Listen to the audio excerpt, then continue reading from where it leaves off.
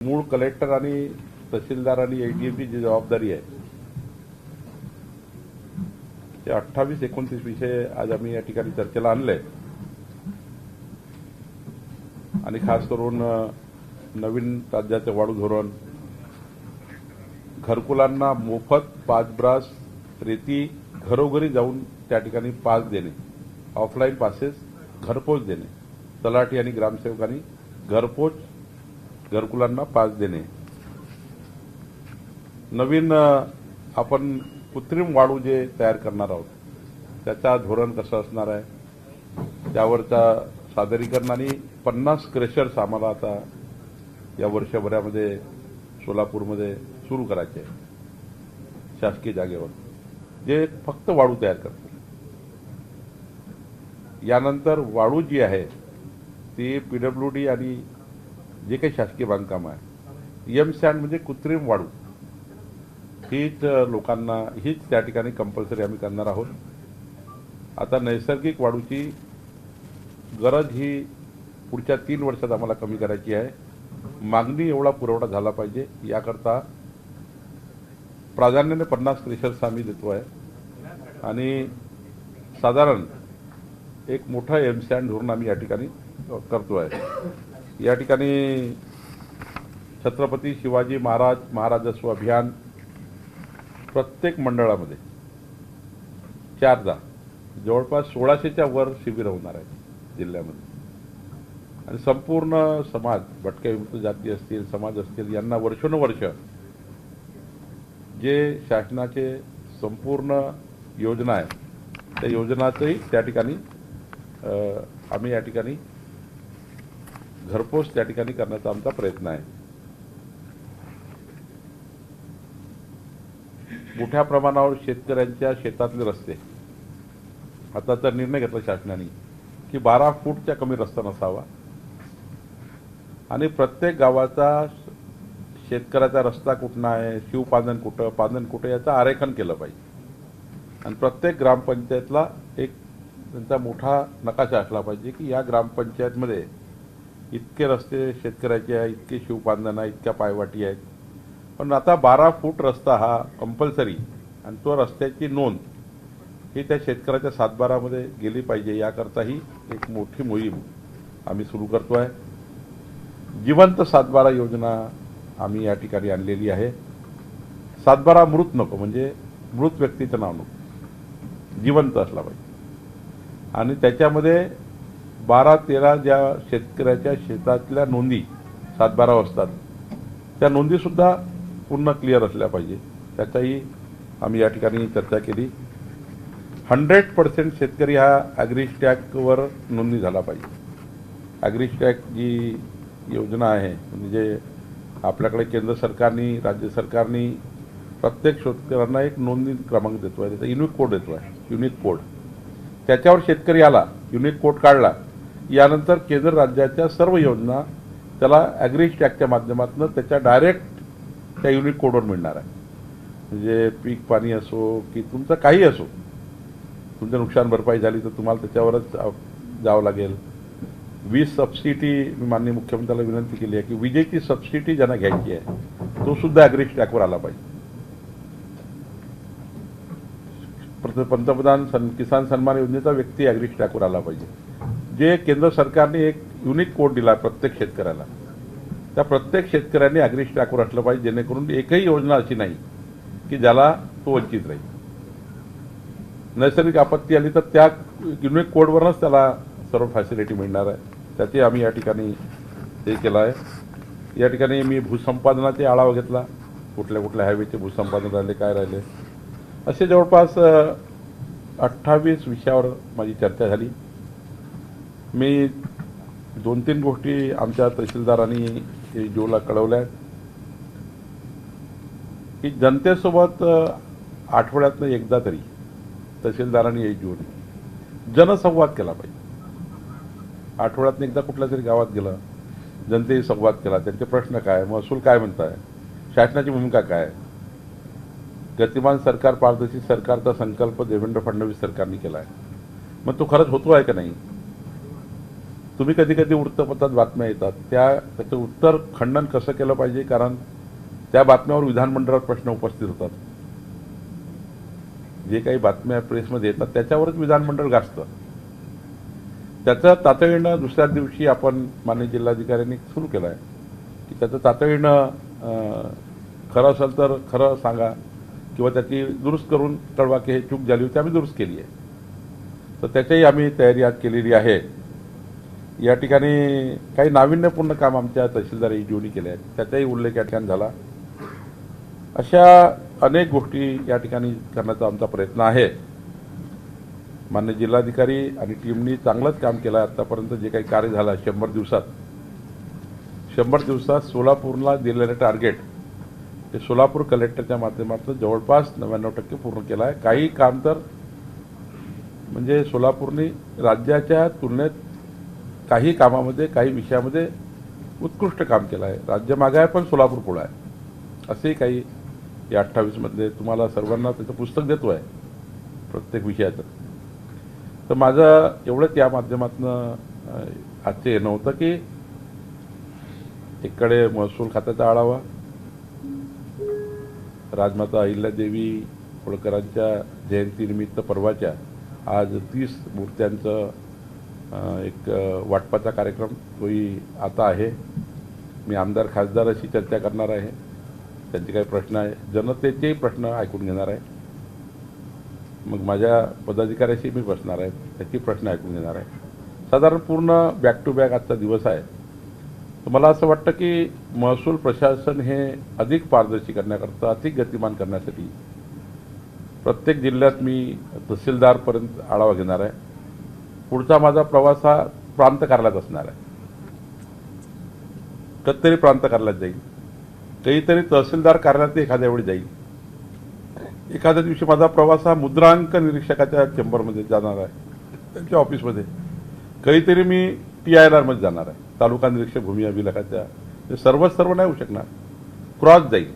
कधी तालुका निरीक्षक भूमी अभिलेख, एखाद्या वेळी मी सोलापूरला अचानक कुठे मी भूमिका घेतली आहे तालुका राज्यातच तालुका निरीक्षक भूमी अभिलेख कार्यालयात. परवा मी अमरावतीमध्ये एका नोंदणी मुद्रांक अधिकाऱ्याच्या ऑफिसमध्ये जाऊन नोंदणी करणारा अधिकारी काय चालू आहे तिकडे बघितलं. असं मी भूमी अभिलेखमध्ये एखाद्या वेळी कुणातरी कार्यालयात जाणार आहे, काय चालू आहे. शेवटी सरकार म्हणून जोपर्यंत शासन त्यांच्या अडचणी काय काम करताना आणि सरकारला काय अपेक्षित आहे, मी या सर्व तहसीलदार आणि EDOला सांगितलं आहे की तुम्हाला वाटतं MLRC कोडमध्ये हे दुरुस्त केल्याने लोकांचा फायदा होऊ शकतो, मला कळवा. तुम्हाला असं वाटतं एखादा शासन निर्णय बदलल्याने जनतेला फायदा होऊ शकतो, बरोबर, कारण हे फील्डवर काम करतात. अधिकाराचं विकेंद्रीकरण कुठे पाहिजे तुम्हाला ते आम्ही द्यायला तयार आहे. मंत्रालयातले अधिकार काही कलेक्टरला द्यावे लागतील, काही डिव्हिजनल कमिशनरला द्यावे लागतील. तर माननीय देवेंद्र फडणवीसजींनी जास्तीत जास्त अधिकाराचं विकेंद्रीकरण करण्याच्या सूचना आम्हाला सर्वांना दिल्या आहे, मंत्र्यांना. त्यातही आम्ही त्याचा नोट तयार करतोय किती या ठिकाणी कामं आपण विकेंद्रित करू शकतो. प्रत्येकाला मंत्रालयात याची गरज नाही, प्रत्येक विषयाला. केसेस ज्या कोर्टात सुरू आहे, तहसीलदार EDO आमच्या कोर्टात हजार केसेस सुरू आहे. त्या केसेस पुढच्या 3 महिन्यात शून्य कशा होतील? शून्य झाल्या पाहिजे. महसूल खात्यातला जो खेटा बांधणारा आपला सर्वसाधारण शेतकरी आहे, छोट्या कामाकरता तो तहसील कार्यालयात येतो. ज्या दिवशी महसूल मंत्री आल्यानंतर एकही व्यक्ती भेटणार नाही महसूल मंत्र्यांना तक्रार घेऊन, ते प्रशासन गतिमान प्रशासन. म्हणजे आता मला असं निवेदन मिळालंय, समजा आमच्या अधिकाऱ्यांनी त्यांना अटेंड केलं नाही, केलं असेल पण त्याचा निर्णय झाला नाही किंवा त्यांना समाधान झालं नाही म्हणून ते मला भेटणार आज. पण पुढच्या दौऱ्यात मला अपेक्षा आहे जिल्हाधिकारी आणि टीमकडनं की एकही व्यक्ती महसूल मंत्र्याला भेटला नाही. एक महसूल मंत्री भेटले आहे आणि आवाहन केलं की कोणाला भेटायचं काही या, तर एकही माणूस भेटायला आला नाही. तो सर्वात चांगला दिवस महसूलचा. असा विषय करून मी राज्यामध्ये काम करायचा प्रयत्न करतोय. सोलापूरलाही याच मानसिकतेत आलो आहे. राज्यभरामध्ये असं दिसतंय की अनेक ठिकाणी अवैध पद्धतीने वाळू उपसा सुरू आहे आणि काही ठिकाणी तर आपल्या अधिकाऱ्यांवरती देखील कारवाई करायला लागली. सोलापूरमध्ये कारवाई झाली, धुळ्यात मला वाटतं कारवाई तहसीलदारांवर झाली. ही अशा पद्धतीनं जे वाळू उपसा करतायत त्यांच्यावरती अधिकारी जर मिलीभगत असेल तर यामुळे सरकारची प्रतिमा मलिन होत नाही का, एक प्रश्न हा. दुसरा, जी मोफत वाळू द्यायची आहे त्याचा पण राज्यात किती लाभार्थ्यांना, सोलापूरच्या सर्वांना किती लाभार्थ्यांचा फायदा झाला? तर दोन गोष्टी फारच महत्त्वाच्या आहे. ही गोष्ट खरी आहे की राज्यामध्ये वाळू माफिया जी आहे, जोपर्यंत आमचा किंवा पोलिसांचा दोन्ही अधिकारी ज्यांना न माहीत होता जी वाळू चोरी आहे ती फार कमी आहे. पण हे निदर्शनात आमच्या आलं आहे की अनावधानानं एखादी गोष्ट घडताय ते ठीक आहे, पण माहीत असून मोठ्या प्रमाणावर वाळू चोरी या ठिकाणी होत आहे. त्यासाठी नवीन वाळू धोरण आम्ही जे आणलं आहे, एमसँड धोरण आणलं आहे. चोरी काय होत आहे? कारण डिमांडला सप्लाय नाही, मागणी आहे त्याला सप्लाय. आता राज्यातल्या 20 लाख घरांना 5 ब्रास वाळू द्यायची आहे घरपोच. म्हणजे त्यांनी आणायची, आम्ही त्यांना मोफत देऊ, रॉयल्टी देऊ, मोफत घरपोच. त्यांनी आम्ही सांगितलेल्या वाळू घाटावरून न्यायची आहे किंवा नदी नाल्यावरनं आम्ही आता फ्री केला आहे. तर 30/4चा जो आम्ही निर्णय घेतला त्या निर्णयामध्ये आणि 3 वर्षात माझा आज काही बदलणार नाही सारं आहे, पण 3 वर्षात ज्या पद्धतीने 1,500 क्रेशर आम्ही राज्यात लावतो आहे कृत्रिम वाळू तयार करण्यात, एमसँड, त्यातनं संपूर्ण बांधकामं जेव्हा शिफ्ट होऊन जातील तेव्हा या वाळूला पण विचारणार नाही याची परिस्थिती राज्यात निर्माण करणे. आणि लोक इतके एमसँडसाठी तयार आहे. मुंबई पुण्यापासून सर्व हे जे आता एमसँडवर सुरू आहे, अधिकृतपणे चांगली एमसँड देण्याचा आमचा प्रयत्न आहे. 3 वर्षात तुम्हाला आत्ता जे चालू आहे ते मात्र ही गोष्ट खरी आहे. आता तहसील कलेक्टर साहेबांनी मला ज्या पद्धतीने बोटी उद्ध्वस्त केल्या, काही कारवाई केली आहे का? तर नक्कीच केली आहे, पण काही लोक अजूनही याच्यामध्ये लिप्त आहेत, त्यांना शोधणं सुरू आहे. महसूल खात्याने आमचा कुठला नायब तहसीलदारपासून डेप्टी कलेक्टरपर्यंत कोण कोण कुठल्या वाळू घाटात इन्व्हॉल्व आहे याचा डेटा तयार केला आहे. स्थानिक जे राजकारणी आहेत त्यांचं देखील इन्व्हॉल्वमेंट, अधिकाऱ्यांसोबत स्थानिक राजकारणी मोठ्या प्रमाणात हस्तक्षेप आहे तो कमी करण्याचा आमचा आमदार, खासदार, मंत्री महोदयांनाही सर्वांना काही त्यांचा हस्तक्षेप नाही आहे. पण काही लोक आमच्या नावाने, जसं माझ्या नावाने महसूल मंत्री आहे, माझ्या नावाने भंडारा गोंदिया जिल्ह्यात मी बावनकुळे साहेबाचा माणूस आहे. नांदेड जिल्ह्यात जातात, तिकडे महसूल मंत्री साहेबाला फोन लावून देऊ का? आता जेवढे संबंध आहेत तेवढ्यावर तो आपला तिथे दामदाटी करून करण्याचे प्रयत्न करतात. तर आपला काही संबंध असतो का? त्या आमदार खासदारचा काही संबंध असतो का? पण परसेप्शन काय तयार करतात? तुम्ही माझ्यासोबत चहा घ्यायला बसले, तुम्ही एखादा तहसीलदारला फोन लावला किंवा आता ते महसूल मंत्र्याशी दिसले होते, मला आता काय विचारा मला काय ते असं मी सांगितलं त्या अधिकाऱ्यांना की माझा जरी फोन आला, मी माझ्या सर्व अधिकाऱ्यांना आज मी सांगितलं, माझा जरी फोन आला आणि चुकीचं काम असेल तर नाही म्हणा. मला एखादा व्यक्ती भेटला आणि त्यांनी म्हटलं माझं काम करा, मी फोन करतो आणि ते चुकीचं आहे, त्याला येस नका म्हणू, तुम्ही नाही म्हणण्याची क्षमता तयार करा. तर आता म्हणून आम्ही आमचं आज काही 3 महिन्यात सर्वच काही दुरुस्त होणार नाही, पण पुढच्या 3 वर्षात वाळू हा विषय राज्यातला संपलेला असेल. वाळू माफिया वाळू, कारण डिमांड बेस्ड सप्लाय नाही आहे. डिमांड जेवढी मागणी आहे तेवढा सप्लाय आम्हाला अवेलेबल करावा लागेल, तरच हा विषय संपणार. सोलापूरमध्ये प्रॉपर्टी कार्ड देण्याचं काम आपल्या हद्दीवर भाग जो आहे, तुमच्या एका कलेक्टर साहेब आले आणि त्यांनी उतारे रद्द केले सगळे.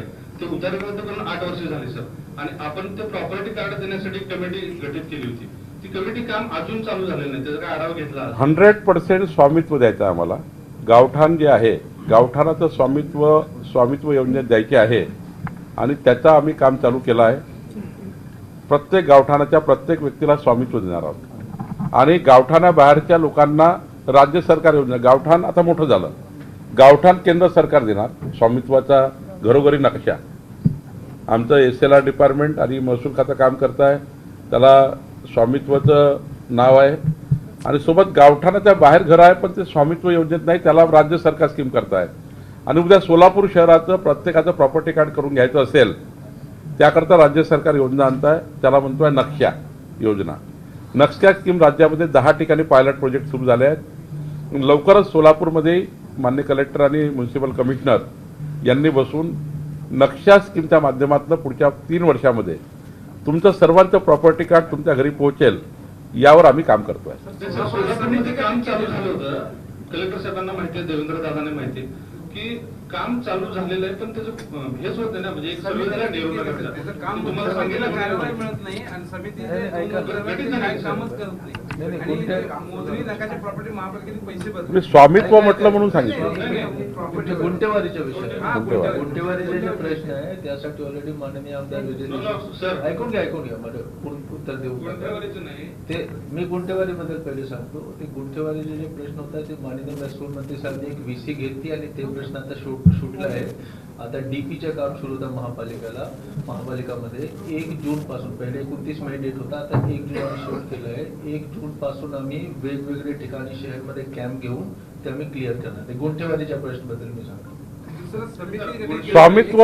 स्वामित्वाचं मी तुम्हाला सांगतो. स्वामित्वमध्ये गावठाण आहेत सध्या, ग्रामीण गावठाणं स्वामित्वमध्ये आहे. तो बंद करा, कोणाच तरी माहीत चालू. स्वामित्वमध्ये ग्रामीण गावठाणाचं मोजमाप चालू आहे ड्रोनवर. आम्ही गावाचा ड्रोन सर्वे करतोय आणि प्रत्येकाला आम्ही त्या ठिकाणी घरपोच त्याला काही थोडे पैसे भरावे लागतात त्या गावठाणाचे घरमालकांना. आम्ही प्रत्येकाचा नक्षा देतोय गावठाणाच्या घरांचा. पण काही ठिकाणी गावठाणाच्या व्यतिरिक्त बाहेर गाव तयार झाला, त्या योजनेत नाही आहे सध्याच्या, त्याला राज्य सरकारची योजना करतोय. ही केंद्राची योजना आहे. पुढच्या काळात नक्षा योजना येते, त्याच्यात मी तुम्हाला आधीच सांगितलं स्वामित्वसारखी नक्षा प्रॉपर्टी कार्ड देण्याची, त्यात गुंठेवारी सहित सर्व कामं क्लिअर करून तुम्हाला स्वामित्व देणे. तर म्हणजे नक्षामधून स्वामित्व देणे, नक्षा तयार करून देणे, तुमचं आखीव पत्रिका घराची, आणि तेच महत्वाचं डॉक्युमेंट असणार आहे. रजिस्ट्रीपेक्षाही महत्वाचं डॉक्युमेंट नक्षा असणार आहे. सर, आपल्यापर्यंत हा विषय पोहोचला नसेल, पण 25 मार्चचा आपला GR आहे 2022चा, तर त्याच्यानुसार काम चालू झालं होतं.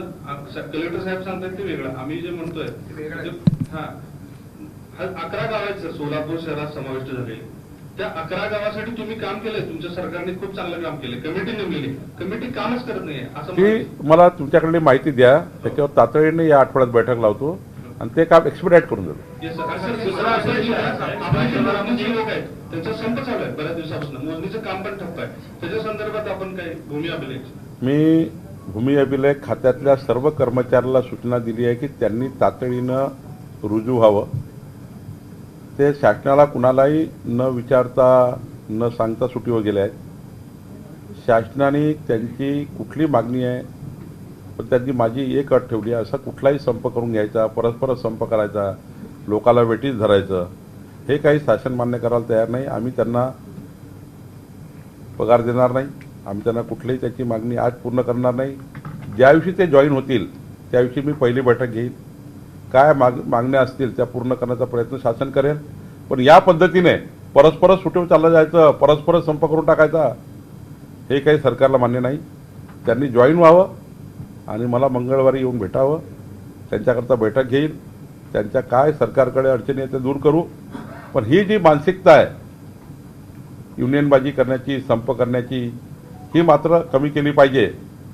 सरकार प्रश्न सोडवायला तयार आहे, सरकार हिअरिंग यायला तयार आहे, सरकार कोतवालापर्यंत तलाठ्यापर्यंत न्याय द्यायला तयार आहे. कुठलाही प्रश्न असेल सरकारकडे तो सरकार टेकओव्हर करायला तयार आहे. पण कुणी संपावर जाण्यापूर्वी सरकारशी बसलं पाहिजे, आपल्या वरिष्ठांशी बसलं पाहिजे. त्यांनी प्रश्न नाही सोडला तर मंत्र्याकडे आलं पाहिजे, त्यांचे मुख्यमंत्री आहेत, राज्यामध्ये सरकार आहे.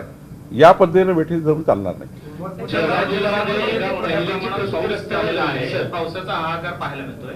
पंचनाम्याचे आदेश देखील दिले गेलेले आहेत. मात्र आता आगामी निवडणुकांच्या पार्श्वभूमीवर ते निधी किंवा त्याची जी मदत आहे ती मिळायला त्या आचारसंहितेत असेल किंवा काही अडथळा येईल का किंवा येणार नाही काय? आगामी निवडणुकीचा याची काही संबंध नसतो. आपत्ती व्यवस्थापनामध्ये विषय येतो. त्यामुळं आपत्ती व्यवस्थापन हे आचारसंहितेमध्ये सुरू असतं आणि आचारसंहिते नसलं तरी सुरू असतं. निवडणुकीचा आणि याचा काही संबंध नसतो. तेव्हा पण मिळू शकतील. वाळूचा अर्धवट विषय राहिला. आपण मग आज सांगितलं की आम्ही डेटा कलेक्ट करतो, कुठल्या ठेक्यामध्ये कोण इन्व्हॉल्व आहे तो एक विषय, आणि दुसरा उजनीतल्या वाळूची सातत्याने चर्चा होती, तर त्या संदर्भात शासनाचं काय धोरण आहे? दोन गोष्टी आहे. या राज्यामध्ये वाळू धोरण आत्ता आलं आहे 8/4ला आणि 30/4ला आला आहे. घरकुलांना, स्थानिक लोकांना आणि स्थानिक बांधकामाला वाळू कशी द्यायची, दोन महत्त्वाचे निर्णय शासनाने घेतले. तिसरा एम-सॅन्ड धोरण आणलं आहे. या धोरणामुळं तुम्हाला काही दिवसामध्ये खूप फरक झालेला दिसेल. मी हे सांगितलं की वाळू चोरीमध्ये इन्व्हॉल्व असलेल्या, ते वाळू चोरींना सपोर्ट करणाऱ्या अधिकारी असो, कोणी असो, त्याचा डेटा सरकारकडे आहे. त्या डेट्यावर सरकार काम करतं आहे. 2-3 अधिकारी आमच्या तुमसरमधले भंडाऱ्यातले सस्पेंड झाले. सस्पेंडच नाही, नुसतं सस्पेंड करून चालणार नाही आहे, तर पुढच्या कारवाया फार गंभीर असणार आहे. त्यामुळं वाळूवर आम्ही टॉप प्रायोरिटीवर काम करतो आहे. सर्वसाधारण माणसाला वाळू ही कमी पैशात मिळाली पाहिजे. 50,000, 60,000 रुपये एका ट्रकचे गरीब माणसाला लागतात. त्यावर आम्ही काम करतो आहे आणि मला असं वाटतं की थोडा काळानंतर दुरुस्त होईल. उजनीमध्ये माननीय मुख्यमंत्री महोदयांनी मागच्या कॅबिनेटमध्ये आदेश दिले आहे. उजनीच्या तलावात जे काही तो आपला धरण आहे, त्या धरणाला खोलीकरण करून त्यातली जे काही वाळू निघतं ती वाळू सरकारी बांधकामाला उपलब्ध करून द्या. राज्यातल्या जे काही ज्यांनी मागणी केली, PWDने केली किंवा इरिगेशनने केली, तर तो जो साठा आहे तोही वाढेल आणि हे जे वाळू आहे ही मोठ्या प्रमाणात त्या ठिकाणी आहे ती सुद्धा त्या ठिकाणी काढण्याचा आम्ही शासन निर्णय घेतला. आणि महत्त्वाचा शासन निर्णय काय घेतला आहे की पांधन रस्ते गावातले, त्या गावातले नदी नाले उथळ झाले आहे, ते कलेक्टरनी खोलीकरण करून त्या नदी नाल्यातला निघालेला गाळ आणि तिथली माती किंवा रेती ही पांधन रस्त्याकरता वापरायची आणि पांधन रस्ते बांधकाम करून द्यायचे. यानंतरचे सोलापूरचे सर्व पांधन रस्ते नागपूर पॅटर्नप्रमाणे पूर्ण नदी नाल्याचं खोलीकरण करून आपत्ती व्यवस्थापनाअंतर्गत तो नाला सरळ करून येणारी पुरहाणी टळेल, नाला खोलीकरण होईल आणि ती माती वाळू ही पांधन रस्त्याला वापरण्याकरता मोफत दिलेली आहे. आता त्याला स्वामित्व नाही, त्याला कुठलीही परवानगीची गरज नाही. जिल्हाधिकाऱ्याला सर्व अधिकार दिलेले आहेत. जळगाव जिल्ह्यामध्ये एका महिलेची प्रसूती जी आहे ती रस्त्यावर झालेली आहे. बाळाची नाळ सुद्धा दगडांना ठेचली गेलेली आहे. खरं तर आदिवासी भागापर्यंत अजूनही अँब्युलन्स पोहोचू शकत नाहीये. आरोग्य विभागाचं हे अपयश नाही का?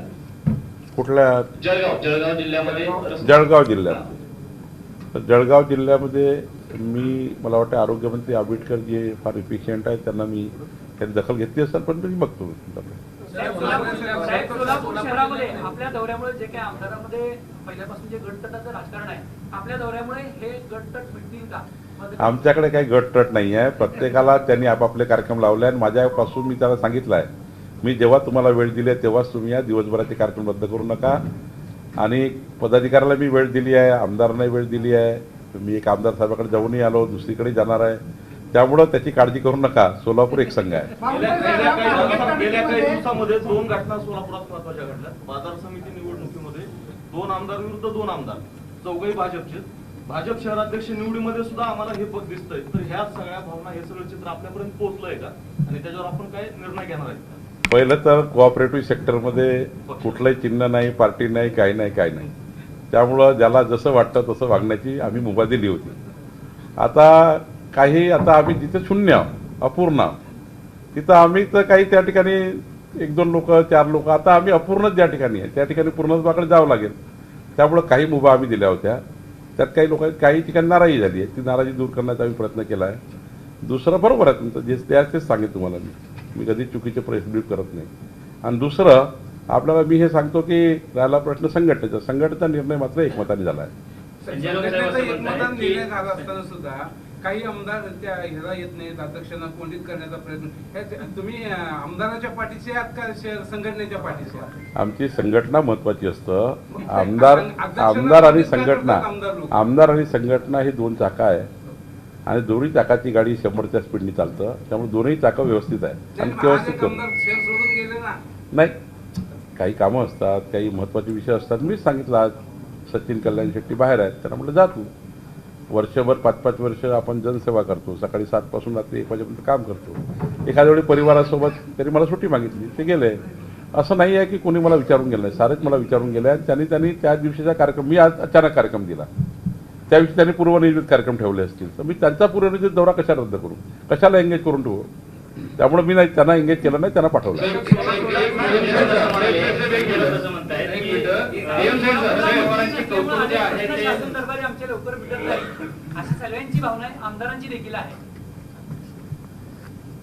आता सोलापूरला मंत्री मिळावा याच्याकरता माननीय मुख्यमंत्री निर्णय घेणार आहे आणि घेतील. कारण शेवटी हा निर्णय राज्याच्या हा निर्णय मंत्रिमंडळाचा संपूर्ण घटनाचे अधिकार माननीय मुख्यमंत्र्याला आहेत आणि कोणाला केव्हा मंत्री करायचं हे माननीय मुख्यमंत्र्यांनी ठरवलं आहे. 5 वर्ष सरकार आहे, त्यामुळं आता 4च महिने झाले आहे. या सरकारच्या पुढच्या 5 वर्षात आपल्याला दिसेलच काय नाही काय झालं. शरद पवारांचं कौतुक केल्यावरून संजय राऊतांनी फडणवीसांना टीका केली की कदाचित त्यांनी दिल्लीची परवानगी घेतली असावी म्हणून त्यांनी कौतुक केलेलं आहे. आपल्या राज्याची संस्कृती संस्कार असे आहे की विरोधी पक्षामध्ये सुद्धा काम करणाऱ्या चांगल्या व्यक्तीचा गौरव केला पाहिजे. एखाद्या वेळेस पवार साहेबांनी आपलं संपूर्ण आयुष्य जे महाराष्ट्राला दिलं आहे त्यात त्यांनी चांगलंही काम केलं आहे. कामाचं कौतुक करणे काही चूक नाही आहे.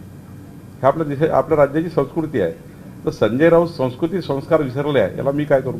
साहेब, आदिवासी विभागाचा निधी जो आहे आदिवासी विभागाचा निधी जो आहे तो तिसऱ्यांदा वळवण्यात आलेला आहे. लाडकी बहीण योजनेसाठी हा 335 कोटीचा निधी जो आहे तो वळवण्यात आलेला आहे. दुसरीकडे समाज कल्याण विभागाचा निधी देखील लाडक्या बहिणीसाठी वापरण्यात येतो. या विभागाचा कुठेतरी विकास रखडतो असं वाटतं. अत्यंत फेक बातमी आहे. तुम्ही असं बोलू नका. बोलण्यात तथ्य नाही, बातमीत तथ्य नाही. काहीतरी व्हॉट्सअपवर या सरकारचा बद्दलचा संभ्रम निर्माण करण्यासाठी आदिवासी भागातल्या समाज आणि मागासवर्गीय समाज, कुठलंही सरकार, कोणाचंही सरकार हे कधीही या पैशाला रिझर्व्ह पैसा आहे. आदिवासीसाठी 11% जे काही सामाजिक न्याय आमचं जे टक्केवारी आहे, या टक्केवारी जी एकदा बजेटमध्ये अलॉट झाली त्या हेडला, त्याला कुणाची काढण्याची हिंमत नाही. आणि लाडक्या बहिणीची जी योजना त्याचं बजेट हेड वेगळं आहे, ते महिला बालकल्याणकडे आहे. कोणी समाज कल्याणचे पैसे महिला बालकल्याण आणत नाही, कोणी आदिवासीकडे आणत नाही. त्यामुळं अत्यंत चुकीच्या पद्धतीनं सरकारला बदनाम करण्याकरता तयार केलेली जाणीवपूर्वक बातमी आहे जी व्हॉट्सअपवर फिरत आहे. कधीपर्यंत होती काय अंदाज आहे? मला वाटतं की मला वाटतं की ज्या पद्धतीचा सुप्रीम कोर्टाचा निकाल आहे, 27% ओबीसी आरक्षण क्लिअर झालं आहे. 3 महिने सरकारने 3 महिने सुप्रीम कोर्टाने सांगितलं आहे. आणि मला असं वाटतं की हा ऑक्टोबर हा दिवस संपतो की 3 महिने 3.5-4 महिने पावसाळा संपला तर मला वाटतं सप्टेंबर ऑक्टोबरच हा आपल्या हातात काळ आहे सरकार म्हणजे राज्य निवडणूक आयोगाचे. शेवटी राज्य निवडणूक आयोगाचे अधिकार आहेत. त्यांनी सुप्रीम कोर्टाच्या निकालाचं पालन करण्याचा अधिकार राज्य निवडणूक आयोगाला आहे. सरकारला फक्त यंत्रणा द्यावी लागतं. ती यंत्रणा देण्याकरता माननीय मुख्यमंत्र्यांनी आधीच सांगितलं राज्य निवडणूक आयोग ज्या दिवशी लावेल त्या दिवशी राज्य सरकार तयार आहे. आणि राहिला भारतीय जनता पार्टीचा प्रश्न, उदय लावला तर भारतीय पार्टी तयार आहे. साहेब, राहुल गांधींनी जो आहे तो कोर्टात दावा केलेला आहे की विनायक दामोदर सावरकर आणि नथुराम गोडसे यांचे रक्तनाते संबंध होते, त्यांनी ती गोष्ट लपवलेली आहे. तर राहुल गांधी किती वेळे झाले आहे हे पूर्ण देशाला माहिती आहे. ऑपरेशन सिंदूर सारख्या ऑपरेशनवर आपल्या सैनिकावर ते प्रश्नचिन्ह उभे करतात. कुणाकुणावर प्रश्नचिन्ह उभे करतात. सावरकरांचा अपमान त्यांनी 3दा केला महाराष्ट्रात येऊन. त्याला फटकारलाय कोर्टाने. ते वेळे झाले आहेत.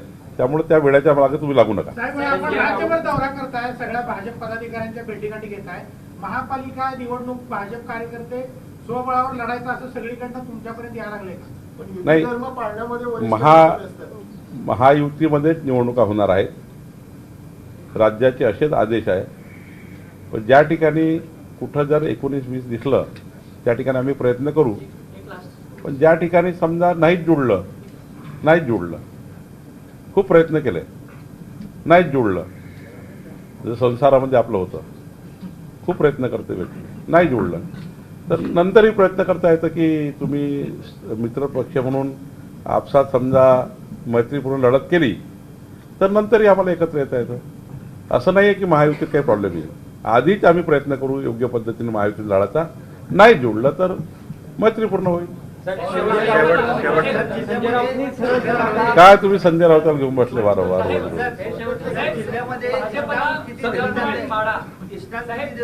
राशनधारकांना जे आहेत, राशन कार्डधारक आहेत ते वंचित आहेत, गोरगरीब आहेत. आणि काय कमी केलेले असते त्यांना बी कमी करून माझं ह्या झोन पासून दुसऱ्या झोनला दिलं जात आहे. मग त्यांना तिकडे इष्टांग मिळत नाही म्हणून त्यांना धान्य मिळत नाही. मग त्यांना धान्य मिळण्यासाठी इष्टांग गरजेचं आहे. आता मी ही गोष्ट खरी आहे की अनेक लोक प्राथम्य क्रम जो आहे त्यातून सुटलेले आहे, त्यामुळे त्यांना अन्न मिळत नाही. अनेक लोक अंत्योदय यादीमध्ये सुटलेले आहेत. तुम्ही आता जिल्हाधिकारी आणि टीम जी होती या ठिकाणी बसलेली, तहसीलदार पण, त्यांना अशी इष्टांक तर वाढवून देईल राज्य, तो पहिला प्रश्न आहे. पण लोकल लेवलला काय करावं अशी मी तुमच्या माध्यमातून आव्हान करतो आहे. जसं माननीय प्रधानमंत्री मोदीजींनी एक आव्हान केलं देशाला की ज्यांच्याजवळ चांगली परिस्थिती आहे त्यांनी सिलेंडरची सबसिडी सोडावी असं आवाहन केलं. राज्यातल्या देशातल्या खूप लोकांनी सोडली. माझी विनंती आज मी केली आहे तहसीलदारला, तुम्ही असं आवाहन करा की ज्यांच्याकडे धान्य खूप आहे त्यांची नावं यादीमध्ये आहे, प्राधान्य यादीमध्ये. अंत्योदयची यादीत नाव आहे ज्याचं गरज नाही आहे. आता परवा अमरावतीमध्ये आम्ही हा प्रयोग केला. 700 लोकांनी सोडून दिलं अन्न.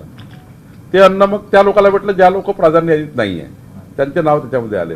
तर सोलापूरमध्ये माझी विनंती आहे, आम्ही नवीन इष्टांक देऊच, मी भुजबळ साहेबांशी बोलणारच आहे, पण माझी विनंती सोलापूरकरांना आपल्या माध्यमातून आहे की ज्यांच्याकडे भरपूर अन्न आहे त्यांचं नाव त्या रेशनच्या यादीमध्ये आहे, त्यांनी ते सोडलं ते अन्न गरिबांना देता येईल, त्यांचं नाव घेता येईल.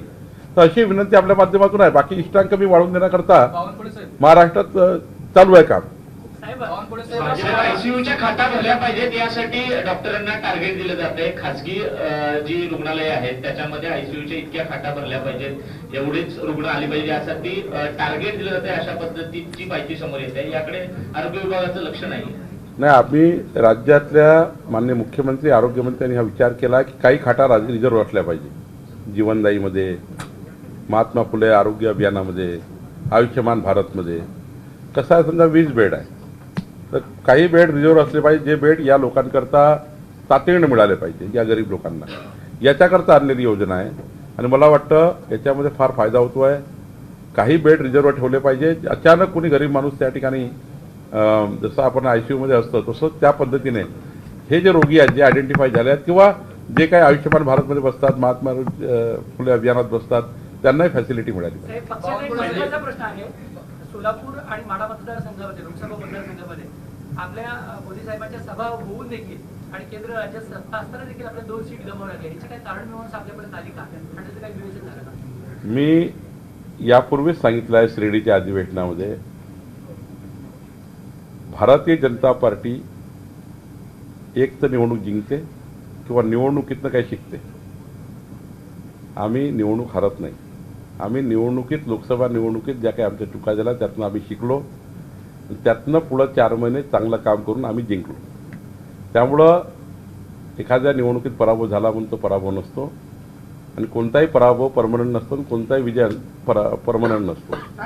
काल कोणी जिंकलं, उद्या कोणी हारतं. त्यामुळं आम्हाला याचा आनंद आहे की राज्याच्या जनतेने भाजपाला 51.78% मतं देऊन जिंकवलं आहे. आता जिंकण्या हारण्याच्या लढाईत न जाता महाराष्ट्राच्या 14 कोटी जनतेला देवेंद्र फडणवीस सरकार, आमचं सरकार हे जनतेने खूप अपेक्षेने निवडून दिलेलं आहे. जे आश्वासनं आम्ही जनतेला दिले, जो मॅन्युफॅक्चर आम्ही जनतेला दिला, जो जाहीरनामा आम्ही जनतेला दिला, जो संकल्पनामा आम्ही जनतेला दिला, तो संकल्पनामा पूर्ण करण्यासाठी आता आम्हाला काम करायचं आहे पुढचे 5 वर्ष आणि पुढचे 15 वर्ष या राज्यामध्ये महायुतीचं सरकार येईल. याकरता समाजाला संपूर्ण आपल्या पाठीशी घ्यायचं आहे, समाजाच्या पाठीशी सरकार उभं करायचं आहे, सर्व समाजाला, सर्व धर्माला सोबत घेऊन आम्हाला काम करायचं आहे. नाही, याच्यातला काही संबंध नाही. आम्ही शिकलो आणि जिंकलो ना आता, त्यामुळे पुढं सोलापूरवर न्याय होईल. भाजपच्या विरोधात काम केलं, आमदार होते, त्यांच्यावर वेळोवेळी फक्त कारवाई करून असं झालं. इथले कार्यकर्ते खुद्द नाराज आहेत, त्याच्याबद्दल अजून निर्णय झाला नाही. त्याबद्दलची आमच्या केंद्रीय स्तरावरची जी आमची अनुशासन समिती आहे, त्या अनुशासन समितीकडे हा विषय आहे आणि त्यामुळं ती अनुशासन समिती केंद्रातील निर्णय घेईल आणि कारण शेवटी एखाद्या विधान परिषद सदस्याबद्दल किंवा विधानसभा सदस्याबद्दल अनुशासन कारवाई करायची असेल तर केंद्रीय भारतीय जनता पार्टी तो निर्णय करतं. केंद्रीय भारतीय जनता पार्टी जे काही लोकांच्या तक्रारी आहेत, लोकांचं म्हणणं आहे, ते सर्व ऐकून घेतलेलं आहे. योग्य निर्णय होईल. जर अनुशासन समितीला काय आढळलं ते निर्णय करतील. साहेब, राज्यामध्ये केंद्र सरकारची महत्वाकांक्षी योजना आहे प्रधानमंत्री आवास योजना. या योजनेमधून सोलापूर जिल्ह्यात जे भूमिहीन लाभार्थी आहेत त्यांना जमीन नाही पण घरकुल मंजूर झाले, अशा लोकांना सोलापूरमध्ये 500 लाभार्थ्यांना जिल्हा प्रशासनाने जागा दिली आहे. आणखीही खूप लोक असे वेटिंगवर आहेत. तर आपण काय आढावा घेतला? एकही घरकुल परत जाणार नाही. प्रत्येकाला आमचं महसूल खातं प्लॉट नसेल तर प्लॉट देईल आणि सरकारने निर्णय घेतलेला आहे की 50,000 रुपयापर्यंत प्लॉट घेता येतं घरकुलाला. आता प्रायव्हेटही प्लॉट घेतात, त्याच्याकरता वेगळं अनुदान दिलं आहे, वेगळी सोलरची योजना दिली आहे. त्यामुळं प्लॉट नसेल तर प्लॉट घेण्याकरता पैसे दिले, प्लॉट नसेल तर 6 घरकुल एकत्र बांधून माळासारखे बांधून देण्याचा निर्णय एका प्लॉटवर केला आहे. जिथे पट्टा येत आहे तिथे पट्टा देण्याचा निर्णय केला. एकही घरकुल राज्यातलं पट्ट्याशिवाय किंवा त्याला घर जागा मिळणार नसं राहणार नाही. 50,000 तुम्ही दिलं जातं शासन आणि तिकडं बांधकाम परवान्याला 20-25,000 रुपये लागतात. कसं होणार? घरकुल परवान्याला कुठलाही पैसा लागत नाही. चुकीची बातमी आहे. बांधकाम परवाना मी आपल्याला जाणीवपूर्वक सांगतो, चुकीची माहिती आहे. चुकीचं कोणी केलं चुकीचं आहे. घरकुलाच्या बांधकामाच्या नकाशाला मंजुरीला 1 रुपया लागत नाही. उलट घरकुलाच्या बांधकामाच्या प्लॉटची रजिस्ट्री 1,000 रुपयात करून देण्याचा निर्णय शासनाने घेतला आहे. फक्त 1,000 रुपयामध्ये 1,000 रुपयात घरकुलाच्या प्लॉटची रजिस्ट्री करून द्यायची. उलट 50,000 रुपये त्याला द्यायचे घराचा प्लॉट घेण्याकरता आणि 2.5 लाख रुपये सरकारने द्यायचे. वर सोलर मोफत द्यायचं आणि वर 5 ब्रास रेती मोफत द्यायची. साहेब, असे राज्यामध्ये आता किती लाभार्थी आहेत आणि किती लाभार्थ्यांना प्रत्यक्षात जमिनीचं वाटप झालं? नाही, आता हे पूर्ण आढावा घ्यायला लागेल. राज्याचा आढावा तिथे देऊ शकत नाही. 20 लक्ष घरं आहेत टार्गेट आणि सोलापूरला खूप मोठं टार्गेट आहे. त्यामुळे सोलापूर कलेक्टरने मला सांगितलं की राज्यातलं एकही घर परत जाणार नाही आणि मी सुद्धा लक्ष टाकणार आहे, एकही घर परत जाणार नाही.